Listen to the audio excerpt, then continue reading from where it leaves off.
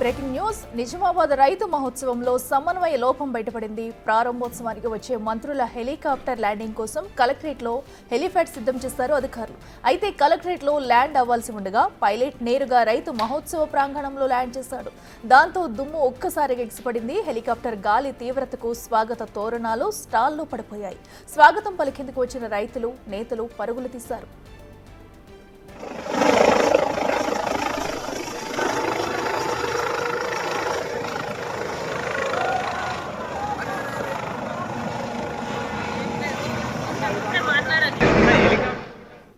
ఇదే అంశానికి సంబంధించి మరింత సమాచారం మా ప్రతినిధి రాజేష్ అందిస్తారు. రాజేష్, చెప్పండి, అసలు హెలికాప్టర్ కలెక్టరేట్ లో ల్యాండ్ అవ్వాల్సింది, ఎందుకు నేరుగా అక్కడికి రావాల్సి వచ్చింది? ప్రస్తుతం అక్కడ పరిస్థితి ఎలా ఉంది? డీటెయిల్స్ ఏంటి?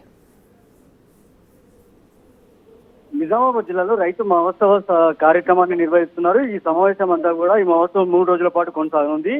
ఈ సమావేశానికి తుమ్మల నాగేశ్వరరావుతో పాటు ఉత్తమ్ కుమార్ రెడ్డి, జూపల్లి కృష్ణారావు, టీపీసీసీ అధ్యక్షుడు మహేష్ కుమార్ గౌడ్ నిజామాబాద్ కి ఈ కార్యక్రమాన్ని ప్రారంభించడానికి వచ్చారు. అయితే రైతు సమన్వయంలో ఏదైతే ఈ సమావేశానికి సంబంధించిన ఇక్కడ ఏదైతే సమన్వయ లోపం ఏర్పడిందని చెప్పుకోవచ్చు. కలెక్టరేట్ మైదానంలో ల్యాండ్ అవ్వాల్సిన మంత్రుల చాపర్ ఏదైతే ఉందో అది గిరిరాజ్ కళాశాల మైదానంలో ల్యాండింగ్ అయింది.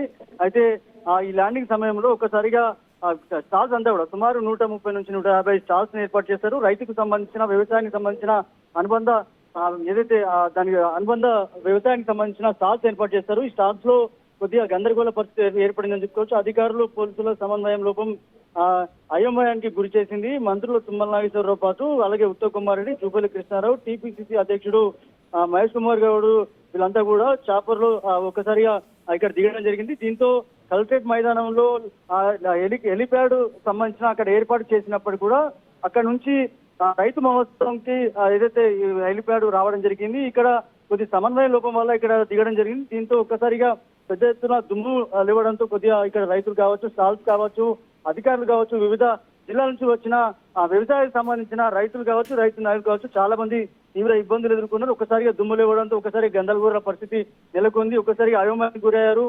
ఇక్కడ ఏది కేవలం అధికారుల సమన్వయ లోపం వల్ల ఇది జరిగిందని చెప్పుకోవచ్చు. ప్రస్తుతానికైతే ఎలాంటి ప్రమాదం అయితే ఏం జరగలేదు. కాకపోతే ఏదైతే ఎంట్రన్స్ లో ఏదైతే పోలీసులకు సంబంధించిన ఏదైతే చెకింగ్ కి సంబంధించి ఒక కమాండ్ ఏర్పాటు చేశారు దానికి సంబంధించి అక్కడ వాళ్ళు చెకింగ్ చేస్తున్న సందర్భంలో అది ఏదైతే కమాండ్ ఏదైతే ఏర్పాటు చేస్తారో అది ఒక్కసారిగా పడిపోవడం జరిగింది. ఎవరికి ఎలాంటి ప్రమాదం జరగలేదు. కానీ అధికారులపై మంత్రులు అయితే కొద్దిగా అసహనం వ్యక్తం చేసినట్టుగా తెలుస్తుంది.